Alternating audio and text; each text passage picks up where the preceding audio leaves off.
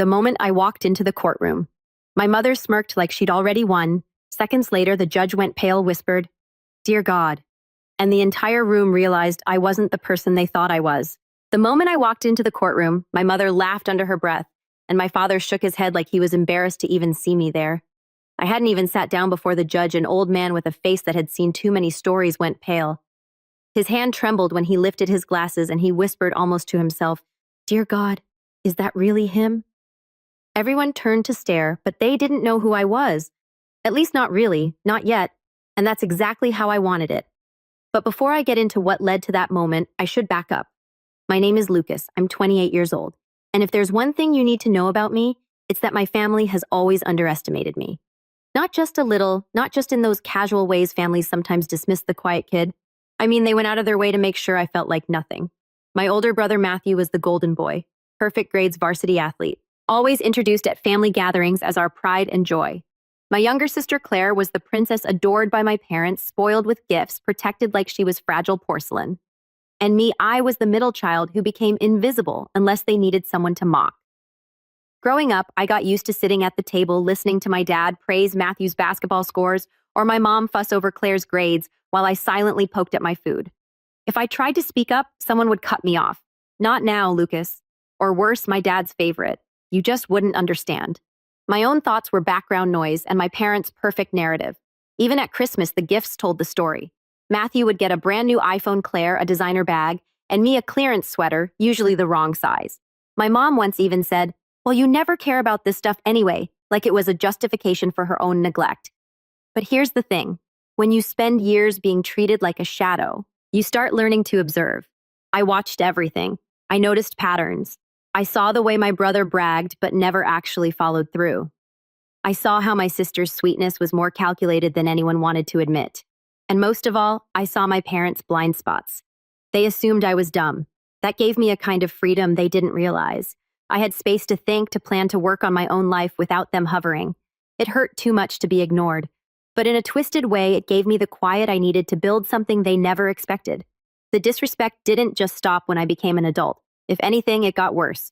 When I was 22, I started my own small business. Nothing flashy at first, just online consulting, a mix of IT, troubleshooting, and security work that grew out of side gigs in college. I poured everything into it. Late nights, endless research, cold calls, rejection after rejection, until finally it started paying off. Within 3 years, I was pulling in 6 figures. By 26, I'd scaled enough to hire a team. And suddenly, I wasn't just surviving, I was thriving. But you wouldn't know it if you asked my family. They never bothered. They didn't even ask how I paid rent. My mom still referred to me as between jobs. And my dad once laughed and said, "Lucas probably fixes printers for a living." I didn't correct him. Why should I let them think I was nothing? The first big crack in the facade came 2 years ago at Thanksgiving. Everyone was gathered at my parents' house like always, and my mom had just toasted Matthew for his promotion. I put that in quotes because, as I'd later find out, the promotion didn't exist. He'd been let go quietly, but my parents spun the story so no one would lose their precious golden boy image. Anyway, after the toast, Claire piped up about her new internship, and of course my mom swooned. Then, almost as an afterthought, she glanced at me and said, "And Lucas is well still figuring things out. Aren't you, honey?" The whole table laughed. Matthew smirked. I felt my ears burn, but I smiled politely and just said something like that. What none of them knew was that I'd signed a deal that week that doubled my company's revenue. But why ruin their fun? I let them laugh. I let them believe I was stuck in the same place. That was their first mistake. Over the next year, the digs got worse. Claire came to me asking for money just until payday. And when I said no, she called me selfish and told my parents I was hoarding cash. Matthew once tried to convince me to co-sign a loan for him, claiming it would help the family. I turned him down flat, and suddenly I was painted as the villain. My dad even called me one night and said, "You're abandoning your siblings. We're a family. Family helps family." I wanted to laugh at the hypocrisy. Where was that help when I was struggling? Where was the support when I was clawing my way up? But instead of arguing, I kept quiet. I told them I'd think about it. That was their second mistake, mistaking silence for weakness. The breaking point came this past summer. My grandmother passed away, and with her, the family estate became the center of attention. A sprawling house, land worth millions, and more importantly, the trust she left behind. My grandmother loved me, maybe more than anyone else in the family. She'd seen the way my parents treated me. And though she never called them out directly, she made it clear in private that she believed in me.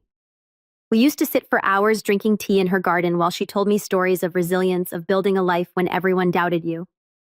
I never forgot those talks. So when she passed, I wasn't shocked to learn she'd left me something. What I didn't expect was how much. I'll never forget the reading of the will. My parents sat smugly expecting everything to flow to Matthew and Claire, maybe with a token amount for me. When the lawyer announced that the bulk of the estate, both financial and property, was being entrusted to me, you could have heard a pin drop. My dad's jaw clenched so hard I thought his teeth might break. My mom's face drained of color. Claire burst into tears. Matthew outright shouted, "This has to be a mistake!" The lawyer calmly explained, "It wasn't. My grandmother had written her wishes clearly. I was the primary beneficiary." In that moment, for the first time in my life, I had the upper hand, and they hated it. Of course, they didn't accept it. Not even close. The weeks that followed were a storm of phone calls, guilt trips, and outright manipulation. My mom would leave voicemails crying, "How could you do this to your brother and sister?" as if I'd written the will myself. My dad accused me of tricking my grandmother in her final days.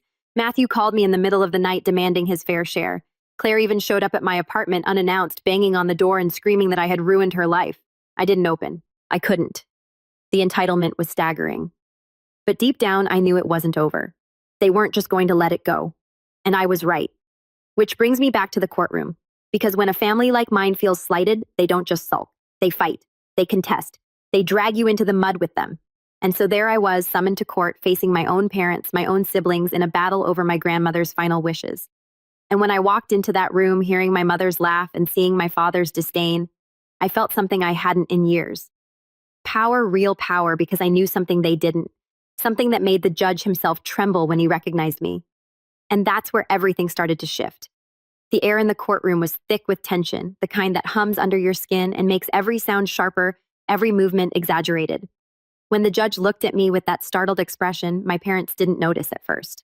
They were too busy whispering to Matthew, their voices dripping with confidence as if this whole thing was just a formality. I could hear my mother's smug little hiss of a laugh, the one she used when she thought victory was already in her hands. I didn't move. I didn't speak. I just sat quietly at my table watching. Let them think this was going to be easy. The lawyer representing my family was a slick man in his 50s, expensive suit hair slicked back, the type who thought smirking was a weapon. He stood, introduced himself, and immediately launched into a speech about undue influence and unfair manipulation. Every word was crafted to paint me as the villain. Me, the invisible son, who supposedly had wormed his way into my grandmother's trust. He even suggested that I'd isolated her in her last years, as if I'd kept her locked away from the rest of the family. My mom dabbed fake tears from her eyes, nodding along with the performance, while Claire sniffled into a tissue like she'd been rehearsing for weeks. I should have felt angry, but mostly I felt detached, like I was watching actors in a play. Maybe that's what years of being dismissed does to you. You stop expecting fairness. Still, every lie they told added to the slow-burning fire in my chest. They were trying to erase every good thing I'd built with my grandmother. Every quiet afternoon in her garden, every story she told me about resilience. Those memories were real, and they mattered. But here in this sterile courtroom, my family was trying to rewrite them into something sinister. Matthew was called to the stand first, and he strutted up there like he was giving a motivational speech. He looked the judge right in the eye and said, "My grandmother always loved us equally. She never would have singled Lucas out like this unless he pressured her." He paused dramatically as if expecting gasps, then leaned in. "He's always been resentful, always jealous. This is just his way of finally getting back at us." I almost laughed. Jealous of what? Of his promotion that didn't exist, of the years he coasted on praise while doing nothing meaningful with his life. But I kept my mouth shut. Let him dig his own grave. Then Claire took her turn. Her voice trembled, delicate and fragile. The perfect performance of a wronged little sister. Grandma promised me she'd help me with school. She told me she wanted me to have a good life. And then suddenly, everything went to Lucas. "It doesn't make sense." She sniffled loudly, glanced at my parents for reassurance, and added, "He never even cared about family until there was money involved." That one stung, not because it was true, but because it was the exact opposite of the truth. I cared too much.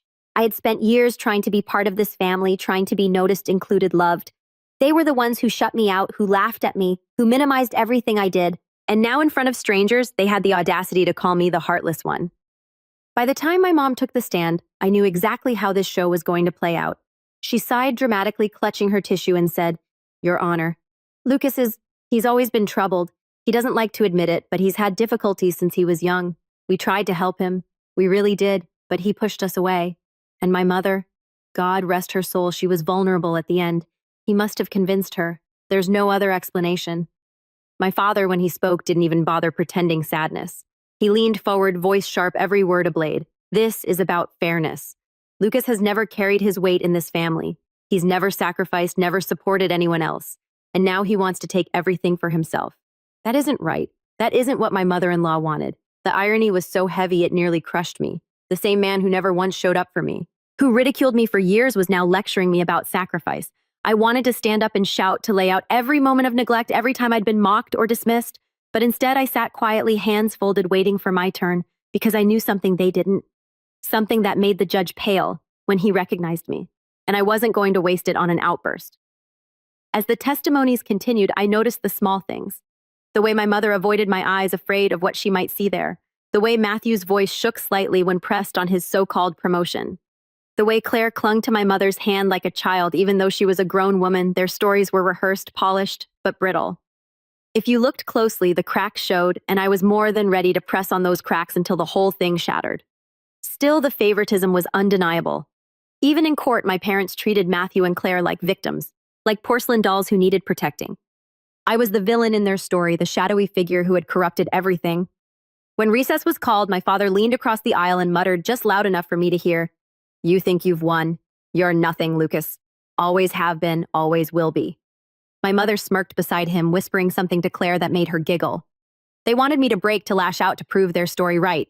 I didn't give them the satisfaction. I just smiled because I could feel the tide turning even if they couldn't. That night back at my apartment, I couldn't sleep. My mind replayed every word they said, every lie, every accusation. I thought about the years of being dismissed, about the countless times I'd walked away from family gatherings with a pit in my stomach, wondering why I wasn't enough. I thought about the Christmas when my grandmother slipped me an envelope with a note that said, "One day they'll see who you really are. Be patient." I had tucked that note away in a drawer, unsure if it would ever come true. And now, sitting in the middle of this storm, I realized she'd been right. But patience only lasts so long. By the second day in court, the games escalated. My family's lawyer accused me outright of forging documents. Matthew swore he'd seen me coaching my grandmother in her last weeks. Claire cried so hard she had to be escorted out for a break. And my parents, they sat there proud of the circus they'd created, convinced it was all going their way.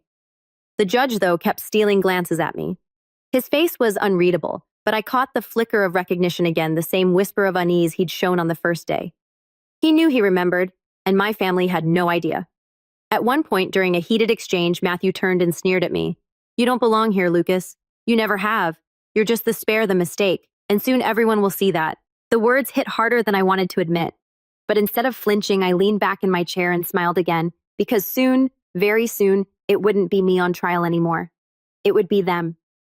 And when the judge finally cleared his throat, signaling that the next session would begin with my testimony, the whole room shifted. My parents straightened in their seats, ready to pounce on anything I said. Matthew smirked. Claire wiped her eyes dramatically. They thought they had me cornered. They thought I was about to crumble under the weight of their lies.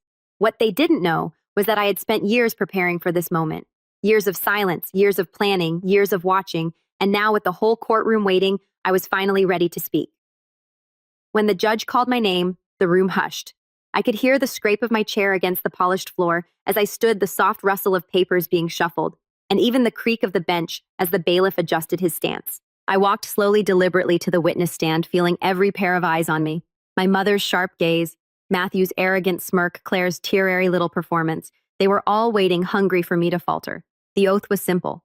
"Do you swear to tell the truth, the whole truth, and nothing but the truth?" I said I did, and when I sat down, I let the silence hang for a moment before speaking. I loved my grandmother. I began, my voice steady. She was the one person in my family who treated me as if I mattered. We spent years together, afternoons in her garden, evenings drinking tea. She confided in me, she trusted me, and she made her wishes clear. My family's lawyer interrupted almost instantly. "Wishes you convinced her of. Isn't that right?" "No," I said firmly, locking eyes with him. "Wishes she had long before any of this. She chose me because she knew I would honor them." The back and forth began, questions aimed to trip me up. Accusations slipped into every inquiry. Did I visit her alone? Yes, often. Did I ever talk about finances with her once or twice at her request? Did I know about the will before she passed? No. I found out with everyone else. My answers were calm, measured, but I could feel the weight of my family's hatred pressing down on me with each word. And then it happened. The betrayal that snapped something inside me during a recess. As the court broke for lunch, my lawyer pulled me aside, his face unusually grim. "Lucas," he said quietly, "they've submitted new evidence. You need to see this." I frowned, confused, and followed him into the side room where he laid a folder on the table. Inside were pages of emails, hundreds of them. At first glance, they looked like messages I had supposedly sent to my grandmother, pleading with her, manipulating her, even threatening her. My chest tightened as I scanned the words while rising in my throat. "I never wrote these," I whispered. "I know," my lawyer replied. "They're forgeries. But they're claiming they came from your account. They've already submitted testimony from an expert who will swear they're authentic." I felt the floor tilt under me. My own family had fabricated evidence, weaponized technology, and dug this knife into my back without hesitation. It wasn't just lies in the courtroom anymore. It was deliberate sabotage crafted to destroy me completely. When we returned, my parents sat straighter, smugness radiating off them like heat. Matthew wouldn't stop grinning. Claire leaned against my mother, whispering something that made her smirk. They were so sure this was the killing blow. The lawyer strutted to the center of the room, waving the stack of papers like a trophy. "Your Honor, we have here documented proof of undue influence." A string of emails written by Lucas to his grandmother in her final months, urging her to disinherit the rest of her family. The language is clear, coercive, and manipulative. He handed them up to the judge, who adjusted his glasses and began to read. My heart pounded in my chest, not with fear, but with a rising fury I could barely contain to watch the man who had trembled at the sight of me now squint over fabricated lies. It was unbearable. The lawyer continued, voice dripping with satisfaction. "You'll see he even goes so far as to threaten withholding care unless she complies. This, ladies and gentlemen, is not love. This is exploitation." My mother gasped, pressing a hand to her chest in fake shock. Claire started crying again. Matthew folded his arms, smug as ever. It was a performance perfectly orchestrated. And for a moment, I saw the spectators in the gallery start to shift uncomfortably as if maybe they believed it. That was the moment the betrayal sank its teeth into me. Not just because of the lies, but because it confirmed what I had feared deep down for years. That my family didn't just dislike me, didn't just undervalue me. They despised me enough to destroy me, to smear me, to twist the truth into something unrecognizable. Blood meant nothing to them if money was on the line. When my lawyer rose to object, pointing out inconsistencies, the judge silenced him with a raised hand. "We will review these documents carefully," he said. His voice was neutral, but his eyes flicked to me again, and I caught the faintest glimmer of unease there. He knew something, remembered something, but the paper in his hand carried weight, and my family knew it. As the session dragged on, I sat in silence while they paraded their evidence. Their expert, a man I'd never seen before, took the stand and rattled off jargon about metadata and server logs. He spoke confidently, but when pressed, his answers were vague. Still, it was enough to plant seeds of doubt.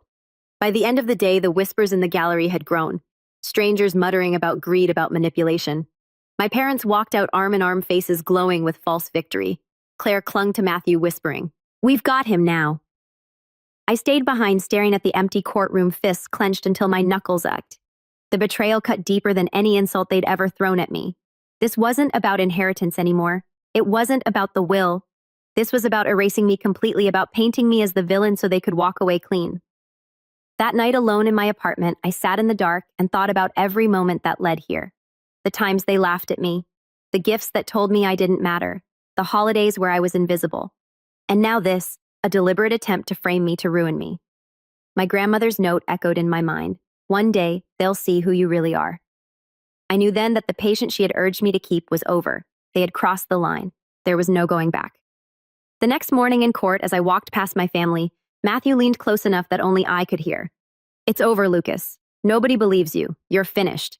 His grin was wide, cruel, and certain. I didn't respond. I didn't even look at him.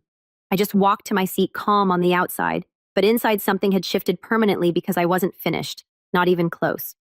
And when the judge announced that the next session would allow me to submit my own evidence, I finally felt the faintest trace of a smile curve across my lips.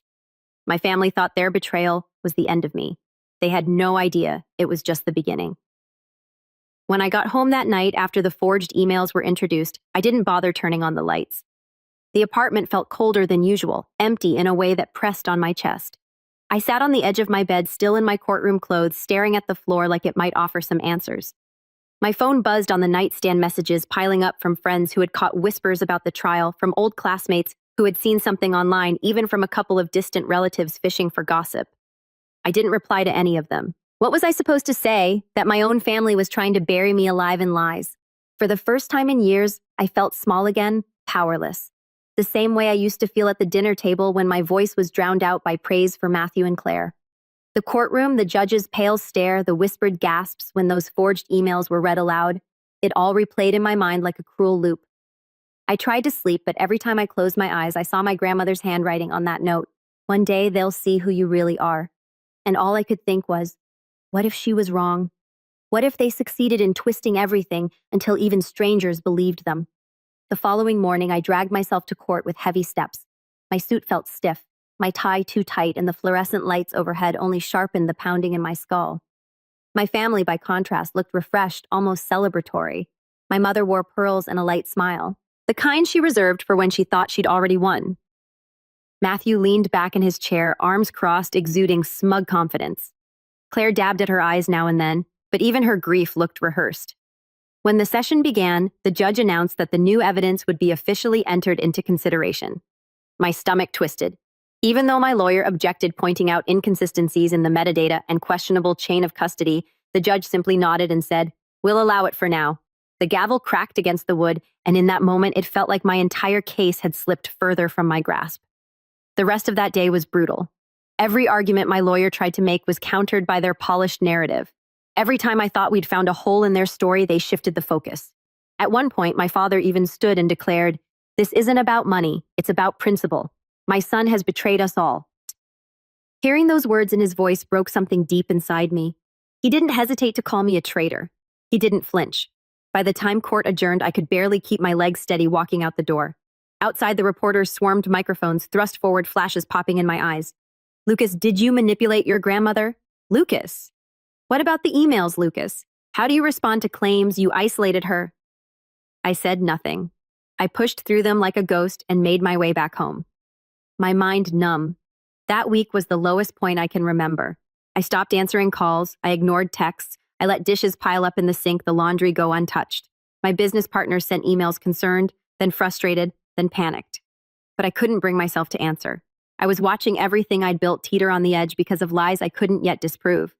I sat at my desk one night staring at the balance sheets of my company, the numbers blurring together, wondering if I'd lose everything. And in the silence of those nights when the weight of it all pressed hardest, the voices of my family echoed in my head. Matthew's sneer, "You're the mistake." My mother's whisper, "He's troubled." My father's cold pronouncement, "He betrayed us all." Words that cut deeper than knives because they weren't just accusations in a courtroom. They were admissions of how they'd always seen me. But somewhere in that darkness, something began to stir. I don't know if it was anger or survival or maybe the last spark of my grandmother's faith in me, but it flickered quietly at first. A thought, small but steady. They may have cornered me, but they haven't won yet. I started digging through my old files. At first, it was almost mechanical, opening folders, scrolling through documents, revisiting emails I'd saved from my grandmother over the years. I didn't even know what I was looking for. But slowly, as the hours stretched into days, I realized I wasn't just searching blindly. I was retracing a path, piecing together fragments of truth that might still cut through their lies. One night, blurry-eyed at 3 a.m., I found an old email from my grandmother. It was short, just a note about a book she wanted me to read, but it struck me because of the date. The timestamp was weeks after the date my family's forged emails claimed I had already coerced her into rewriting the will. She hadn't mentioned any of it. She was cheerful, clear-headed, entirely herself.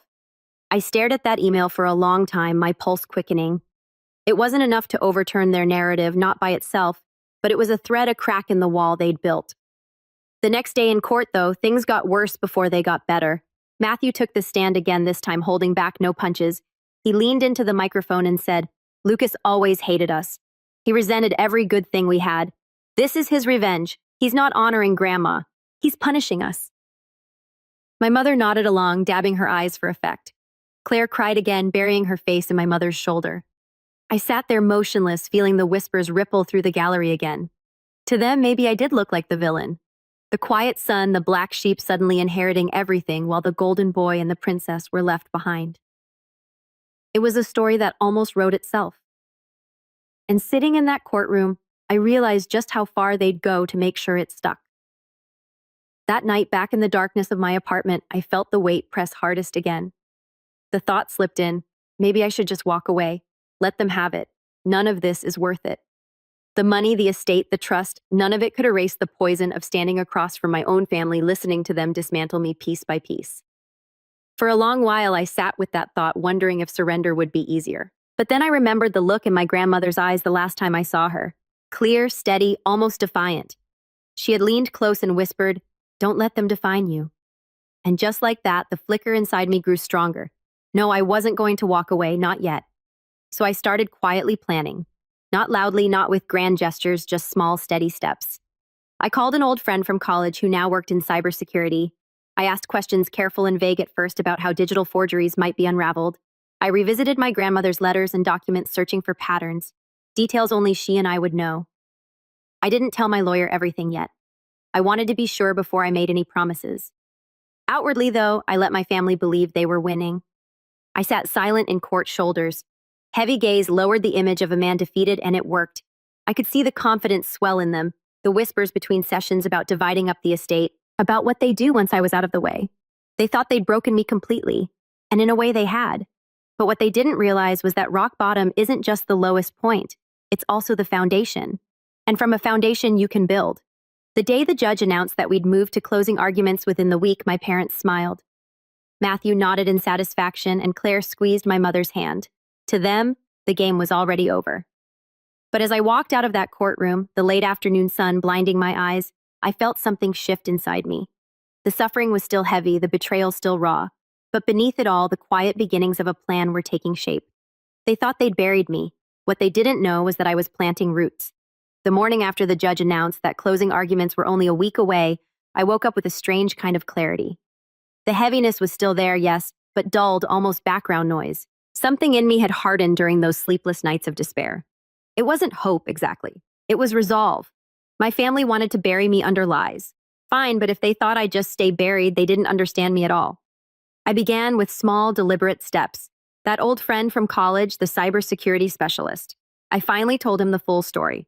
I explained about the forged emails, the expert testimony, the way my family's lawyer had paraded them around as if they were ironclad truth. He listened quietly, and when I finished, he said, "Lucas, I can tell you already, if those emails were faked, there'll be holes. Metadata can be forged. Yes, but real digital fingerprints are almost impossible to mimic perfectly. Give me access and I'll dig." For the first time in weeks, I felt something almost like relief. Not victory, not yet, but the first real crack in their wall of lies.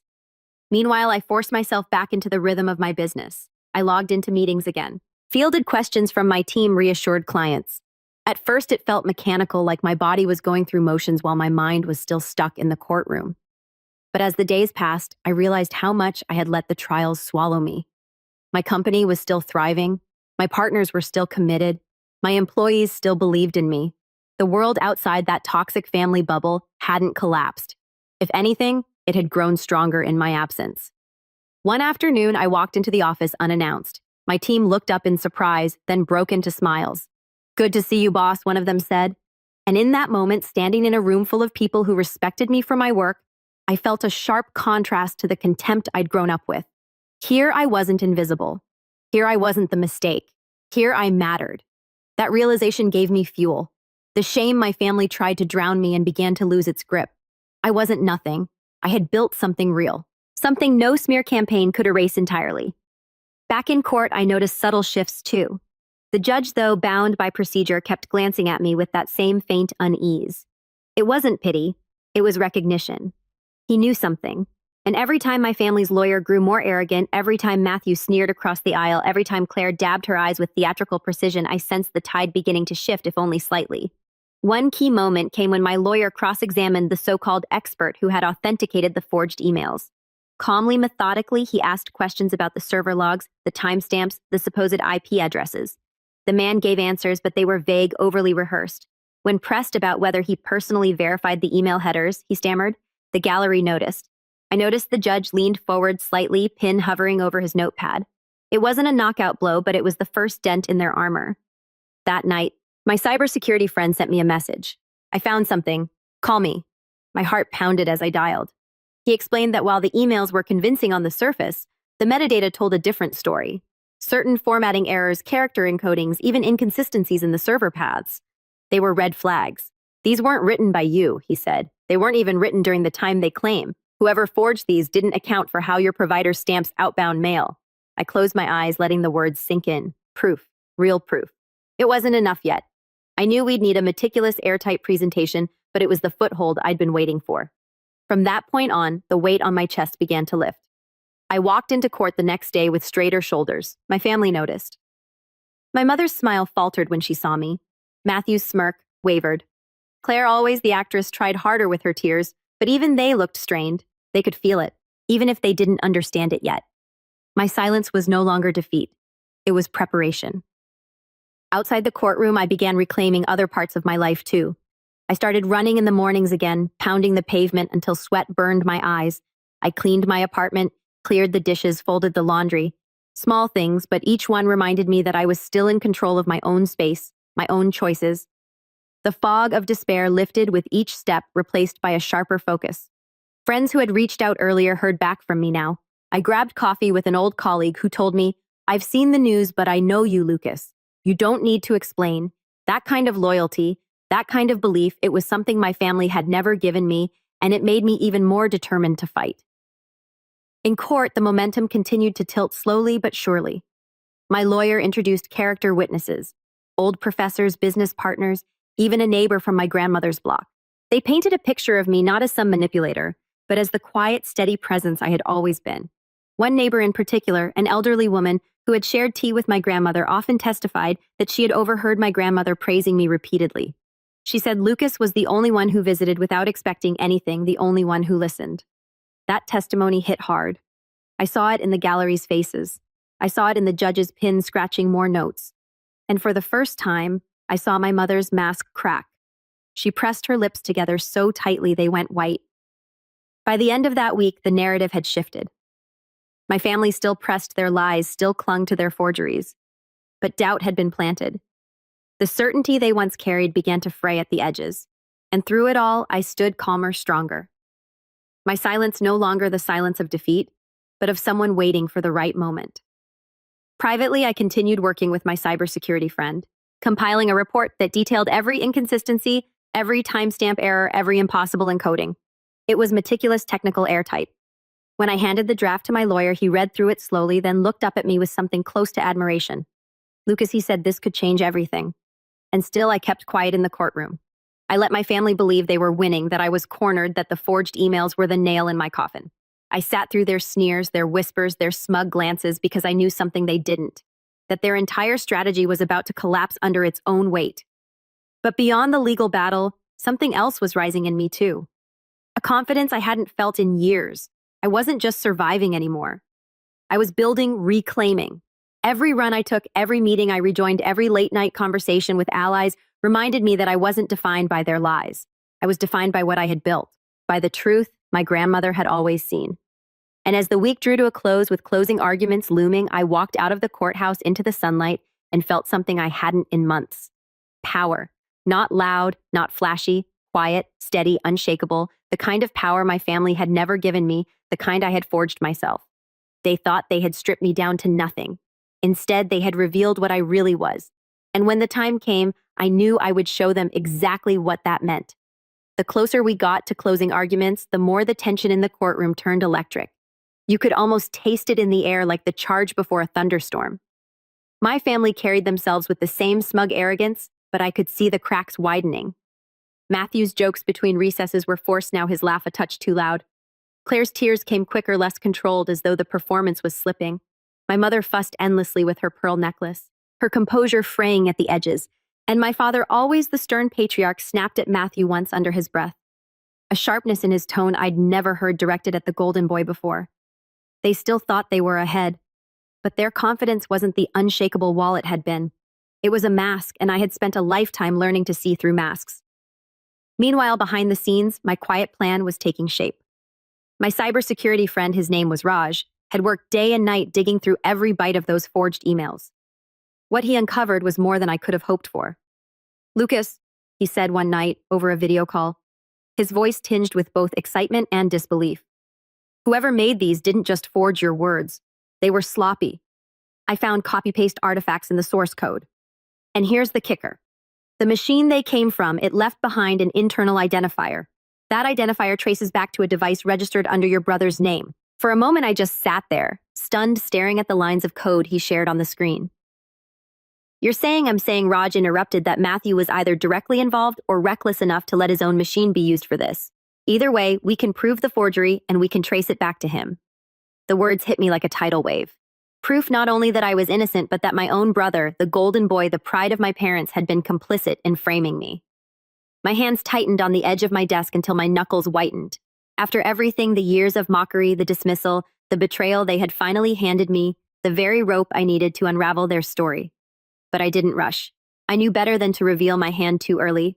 Instead, I gave Raj instructions to compile a formal, detailed report line by line, timestamp by timestamp, building an airtight case that couldn't be dismissed as speculation. At the same time, I reached out to another unlikely ally, my grandmother's attorney, the man who had drafted her will. I arranged a quiet meeting in his office away from the eyes of my family. He greeted me with a solemn nod, his shelves lined with thick legal volumes, his desk neat and deliberate. "Lucas," he said, "I was wondering when you'd come." We spoke at length about my grandmother's intentions. He told me stories I hadn't even known about how she defended me in conversations with him, about how she'd insisted that I was the only one who visited without asking for something. She was very clear. "Lucas," he said firmly, "her decision was deliberate, not coerced. If she were here, she would be devastated by what they're doing." When I left his office, I carried more than just his words. I carried copies of documents, notes she'd written in her own hand during the estate planning process. They weren't dramatic. They were simple, pragmatic notes, but they carried her voice, her reasoning, her intent. And intent in a case like this was gold. The more I gathered, the more I realized I wasn't just defending myself anymore. I was building a fortress of truth. While my family scrambled behind walls of lies, in court I let the mask of defeat linger a little longer. My silence, my stillness, it fed their illusion. During one recess, I overheard Claire whisper to my mother, "He looks so beaten down. It's almost over." My mother patted her hand, replying, "I told you, he was never strong enough." I walked past them without a word. But inside, the fire burned hotter. They truly believed I was finished, even as I sharpened the blade they'd handed me. But the real turning point, the moment I knew the stage was truly set, came 3 days before closing arguments. Raj called again, this time with a grin I hadn't seen since college. "Lucas, I've got the final report ready. It's bulletproof. Not only do we prove the emails were forged, but the digital trail traces back to an IP address registered at your parents' house." He paused for effect, and the timestamps, they line up perfectly with the nights Matthew claimed he was working late. I felt my chest tighten, but not with fear this time, with exhilaration. They had built their entire case on those emails, strutted into court, waving them like banners. And now I had the proof that not only were they fake, but that the forgery could be tied directly to them. I sat back in my chair, the weight of weeks lifting all at once. For the first time, I allowed myself to picture it. The moment their faces would shift, the smugness draining the gallery, gasping the judge's pen scribbling furiously. The silence when they realized the very weapon they forged was now the blade at their throat.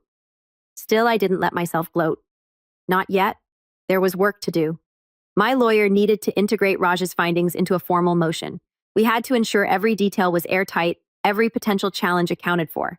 And while that work went on, I prepared myself in other ways.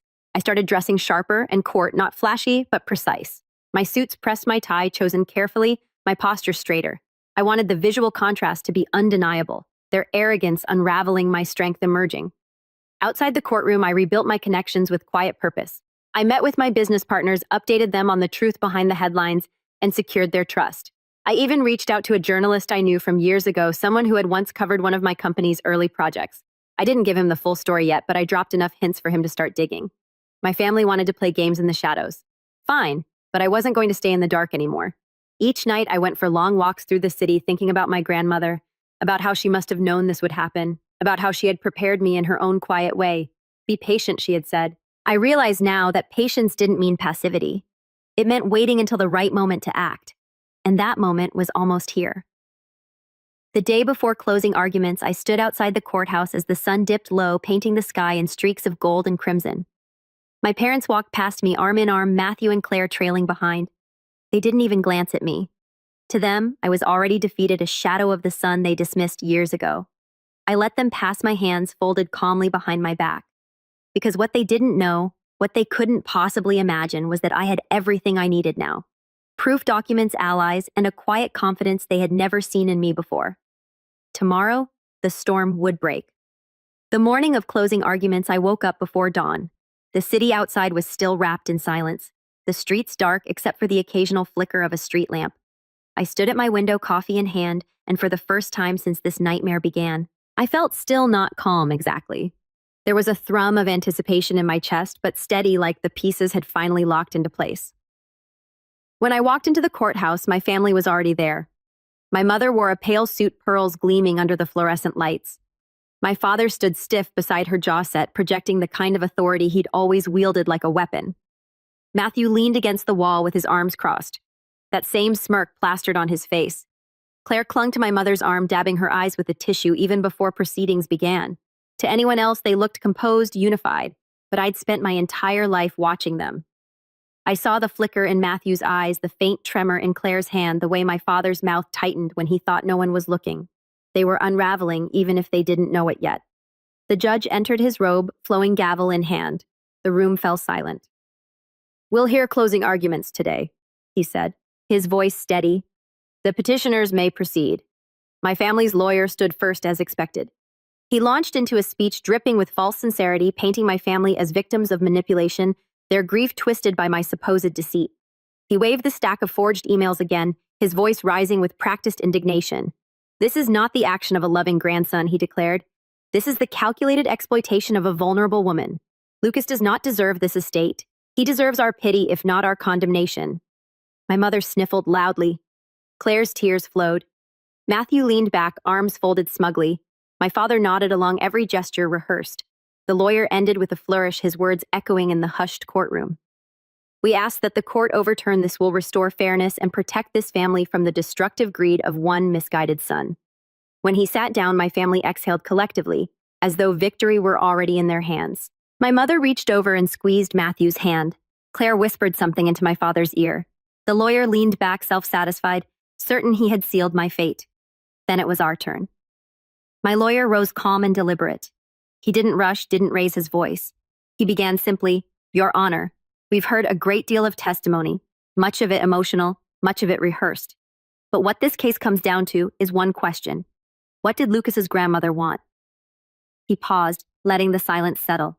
Then he continued, "She wanted her estate to go to the person who truly cared for her, the person who visited, who listened, who asked for nothing.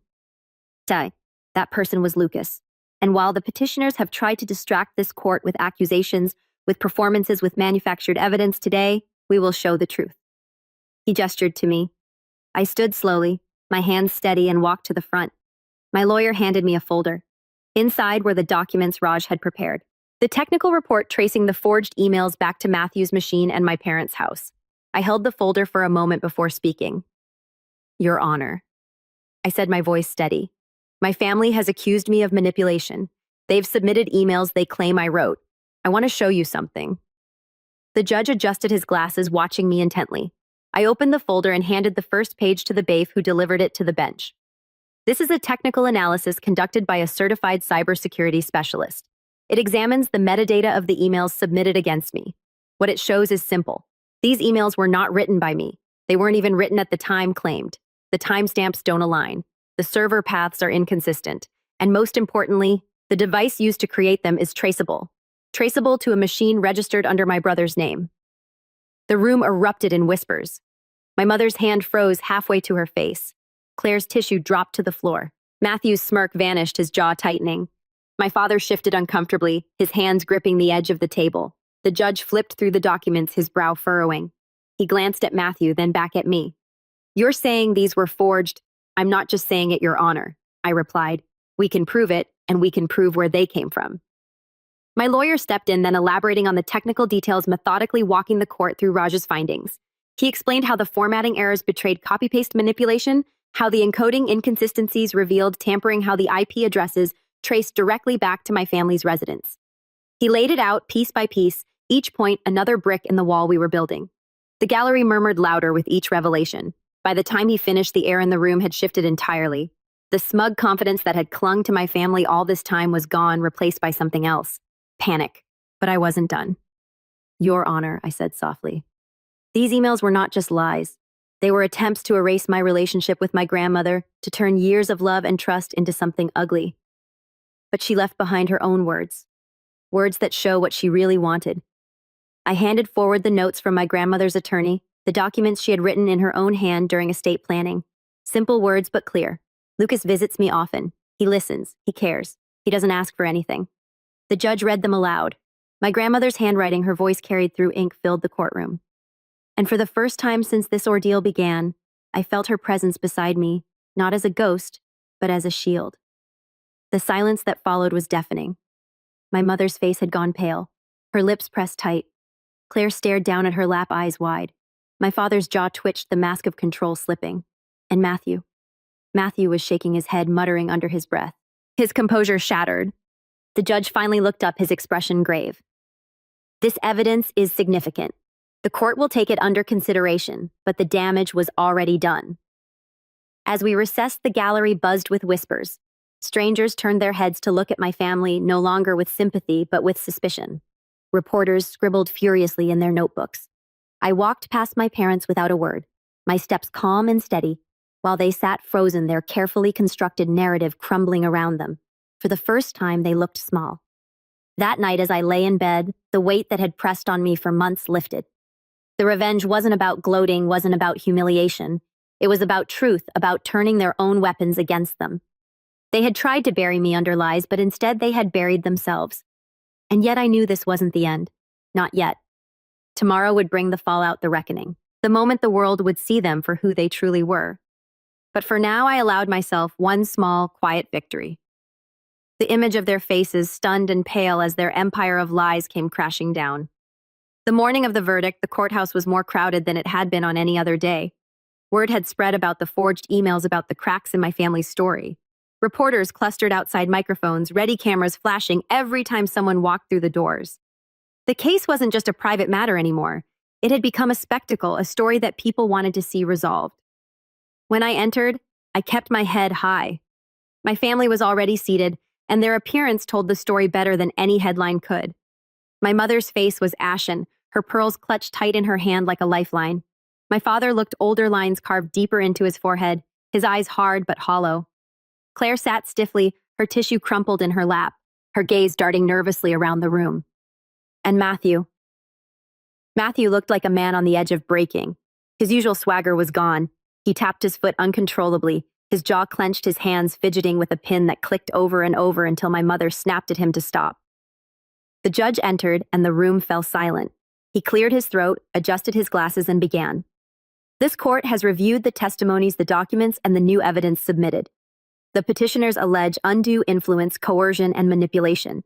However, the evidence provided by the respondent has cast serious doubt on these claims. The digital analysis submitted shows clear inconsistencies in the supposed emails, including alterations and metadata linking their origin not to the respondent, but to the petitioner's own residence. A murmur rippled through the gallery. My family shifted uncomfortably. The judge continued, his voice firmer now. Furthermore, the handwritten notes from the decedent herself support the respondent's account. Her intent was clear. She chose to entrust her estate to Lucas, not out of coercion, but out of love and confidence. Therefore, this court rules that the will shall stand as written. The estate is to remain in Lucas's possession. The gavel struck once sharp and final. For a heartbeat, the room was silent. Then it erupted. Reporters scribbling furiously, whispers flying the gallery, buzzing with the shock of it. I didn't move. I sat perfectly still, letting the words sink in. I had won not just legally, but in the only way that mattered.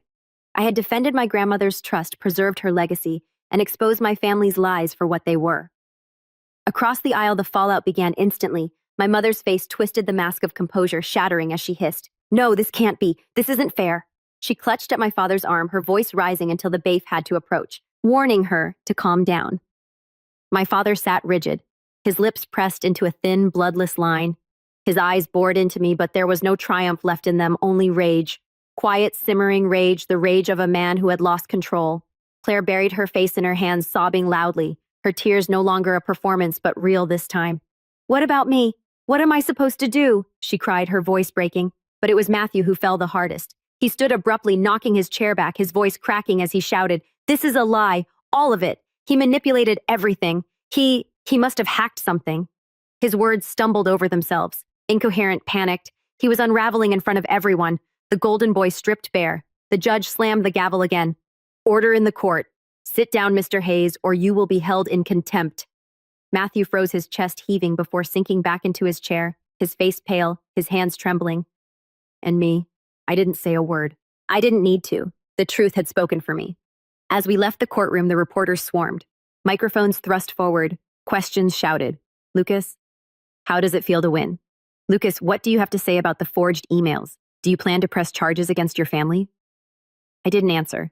I just walked calmly through the crowd, the sunlight spilling over me as the cameras flashed.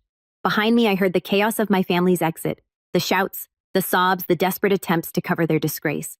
But their voices were drowned out by the roar of the crowd, by the truth that had already taken root. In the weeks that followed, the consequences came swift and merciless. The forged emails weren't just a courtroom embarrassment. They were a crime. Raj's report was handed to investigators, and soon Matthew found himself under official scrutiny. The Golden Boy's name appeared in headlines not for promotions or achievements, but for fraud and forgery. The whispers about his promotion that never existed resurfaced, and this time people connected the dots. His reputation collapsed overnight.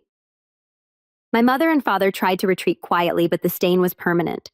The whispers in their social circles grew louder about the lies, the courtroom theatrics, the attempt to frame their own son. Invitations dwindled. The respect they had clung to for decades evaporated. And Claire. Well, Claire discovered quickly that crocodile tears didn't pay bills. She had counted on the estate to fund her plans, her lifestyle, her safety net. With nothing coming her way, she was left adrift. I didn't gloat. I didn't call or write to rub salt in the wound. I simply moved forward. I expanded my business, invested in the estate, and opened the old house to the community just as my grandmother had always dreamed. Her garden bloomed again, vibrant and alive, a living memory of the afternoons we'd spent together. Sometimes I'd sit there with a cup of tea, looking out over the flowers and think about everything that had happened. The lies, the betrayal, the courtroom battles, and I'd hear her voice again as clear as if she were beside me. One day, they'll see who you really are. She was right. The last time I saw my parents, it was by chance. I was walking out of a meeting downtown when I spotted them across the street. They saw me too. For a moment, none of us moved. My mother's eyes narrowed. My father's jaw tightened, but neither of them spoke. They just turned and walked away. Their shoulders hunched, their steps slower than I remembered. I stood there watching them disappear into the crowd, and I felt nothing. No anger, no bitterness, just release. Because they had spent their whole lives trying to convince me I was nothing. And in the end, they had destroyed themselves trying to prove it. As I walked away, the sun breaking through the clouds overhead, I whispered the words that had carried me through every moment of darkness. Don't let them define you, and I never did.